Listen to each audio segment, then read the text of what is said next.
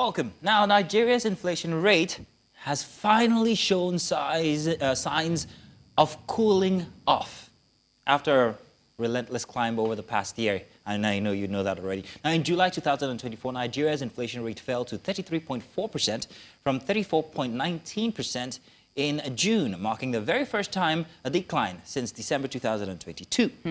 So the question is, what does this mean for the economy?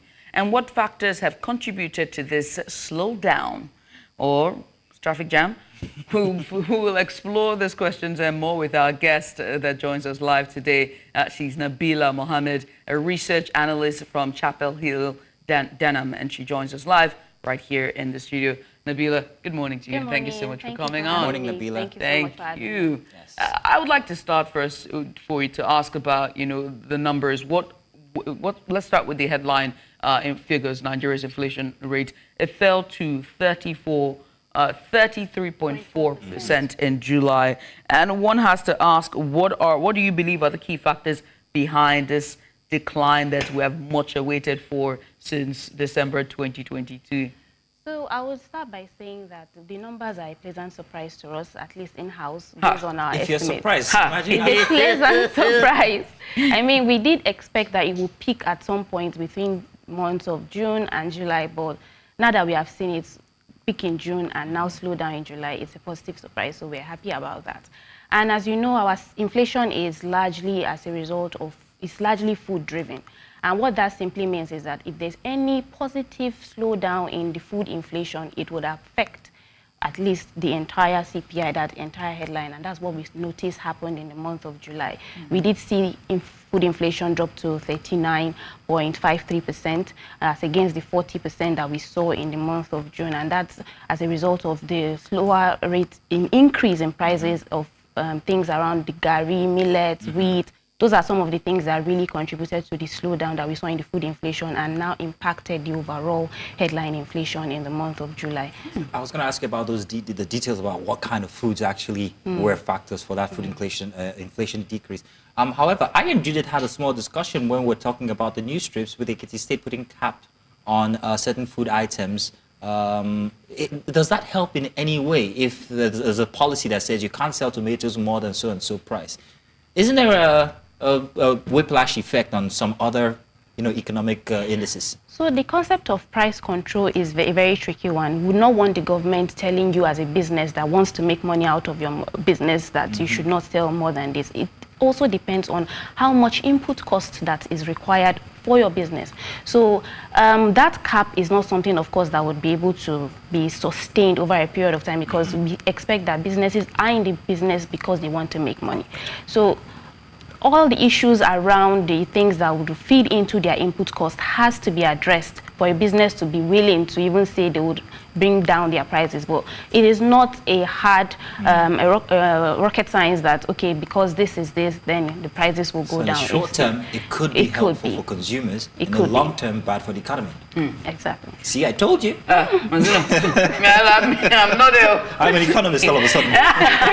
But with this decline that we've seen, much as it's anticipated, 19 months in the wait, do you think that it will be sustained in the long term, or this is just a stroke of the luck? Well, we started to see this inflation on a month-on-month basis for a period of time before it was truncated sometime in June. And we, as I earlier mentioned, we were expecting that it will, sort of peak at some point this year and start to slow down, largely because of high base effect and also the fact that there are certain things, policies in place that are seeming to address inflation. Now, the outlook is that this will likely be sustained, given the policies like the high interest rate environment, the suspension on import duties on certain food items just to allow for food influx into the country.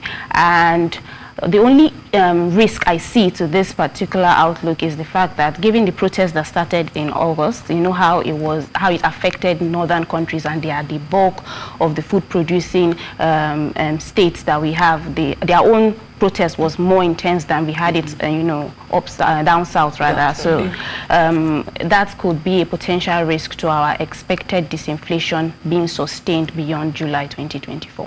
What about the external, what do you call them now? External forces. Let's talk about the exchange rate. and also what else could be external now?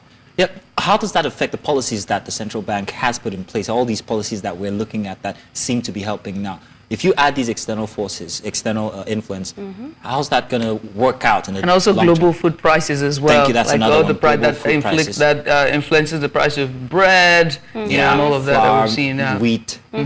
So let me start by saying that the CBN is into the policy of price control, whether it's inflation, whether it's exchange rate. They have done the inflation part by tightening monetary policy. And most people would argue that that tightening is not really something that addresses our type of inflation. And it's very true, because our type of inflation is beyond demand pull. Demand pull meaning that an economy that is driven by credit, you can easily hike interest rates and discourage spending, discourage borrowing as well. But that's not really what we are facing. Our issues are largely the supply side. Cost of production is high. And what are the things that feed into our cost of production? Our companies, as our large multinationals, need foreign exchange to, import some of these items from outside. If they see some level of stability in the exchange rate, they'll be able to plan their business and see how they can make money based on the current realities. How's the exchange rate doing currently? So for the month of July, what we noticed was that there was a 6.43% depreciation in the currency month on month, and we did see it close at 1.6, but right now we're around 1,500. So if we see more efforts from the CBN to stabilize it at a certain level, businesses will be able to plan, and now that will feed into their own profitability going forward, especially for the consumer goods companies. So we really need some form of stability, in essence, on the foreign exchange side before businesses can plan properly. Now, the supply side of inflation is largely all those infrastructural issues: adequate power supply, insecurity, very is still a problem right now that needs to be addressed. So all these things are not going to be addressed, of course, by hiking interest rates. So we still expect some form of synergy between the monetary policy authorities and fiscal authorities. The fiscal authorities they are the ones that introduced this suspension on import duties. So it's more or less like you're seeing that both parties are trying really hard to make sure that they rein in inflation eventually. Right. So we have to see these policies sustained for a period of time for us to really address our inflationary pressures. Speaking of policies and the inflationary pressures, the core inflation was at 27.47% in July. And I mean, excluding the volatile agricultural products and energy that you're talking about, should policymakers respond to this? And besides all the other policies that they're making, what is one key thing that they're missing out in the decision-making process? So really, the policies so far have been aimed at addressing food inflation, which is understandable given that it has a large chunk of it, but we should not ignore the impact as well of core inflation, because it was the only, if we're looking at the two broad categories of the entire inflation report, we're looking at food inflation, we're looking at core inflation. Core inflation did rise higher than the previous month. That's higher than what it recorded in the month of June, around 27% and above. So if issues, policies around ensuring that we have all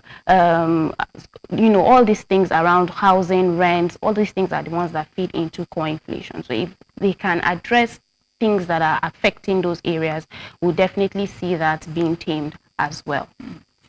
Regarding the hike in interest rate or intention to raise interest rates again, what's the rationale behind that by the CBN? As I mentioned earlier, that policy of hiking interest rate is largely to discourage borrowing, to discourage spending. And we don't, let me bring it down to practical terms. If you look at it, for Nigerians, we always argue that we don't even have the money to spend.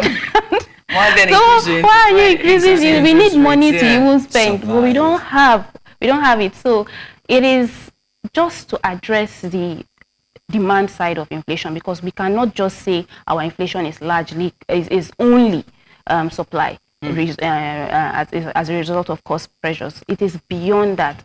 We had money supply, that's money in the economy rise to around 70-something% at some point this year. And if you have money in circulation that much, you need to address that.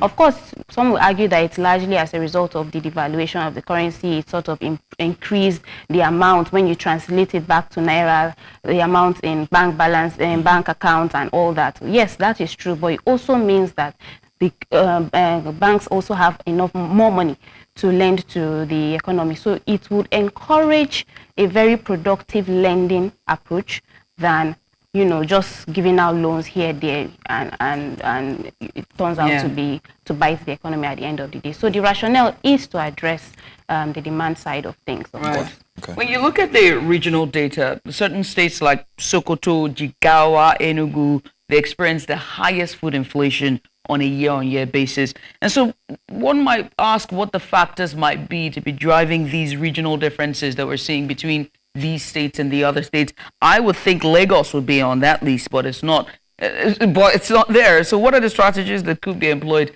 to address these very volatile food prices in this area? Jigawa. So the states you just called are food-producing regions. Exactly. They are also prone to insecurity. There we go. Insecurity has to be addressed in those regions first before we can really see some level of improvement in terms of their own inflation rate. So that's a very big factor that's actually overlooked. But recently, I think the government has already told that they'll be deploying soldiers to these regions.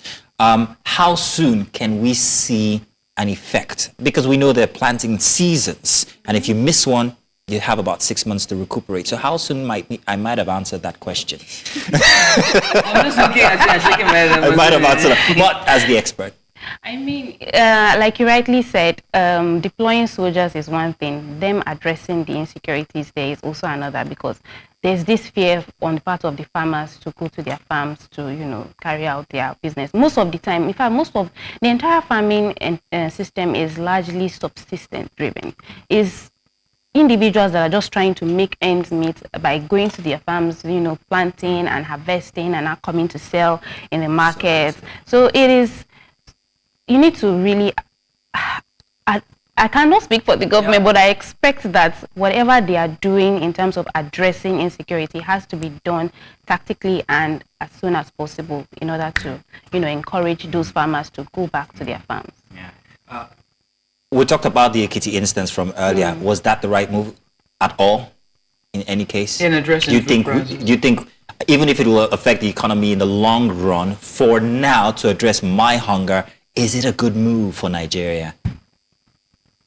For now. For now? Yeah. But there must be a even this policy around this suspension of import duties also is not for the long term. It's just for now to just encourage to see how they can address food prices and encourage more food items. I think that, okay, so as we run up, because we're pressed for time, I think that this thing of, capping prices and putting caps on price or a ban on things, when we've seen this, play out with the first then administration of President Buhari during the military era, and that wasn't good for those who were either importing or those who were producing food. It wasn't good for them, and we saw what the indices showed in the economy at that time, and that was then, and people would go to the market to try to buy food.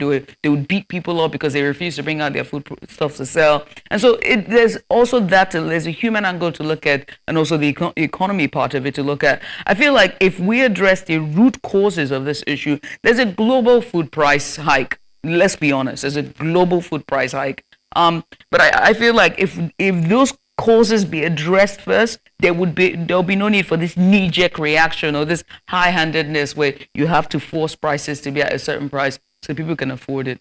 I mean, that's why we are seeing some companies going into backward integration just to see how they can improve their own, source their own raw materials locally and not really be dependent on importing food. So that's is one thing would encourage, companies locally to do. They should look inwards and see how they can replace some of these things that they are importing from outside and, get it from inside. But as another thing is we need to address insecurity, because if you look at it, most of the things that we need, like most of the items that they need to feed into their own output at the end of the day, are largely coming from food producing regions. Nabila Mohammed, Thank you very much for such Thank you. insightful contributions. Thank you so Thank much. you. Now I we really understand enjoyed this better, discussion. and I'm sure that we'll keep in touch in case we have some of these questions to ask. Thank you so much for having me. Thank you for coming on.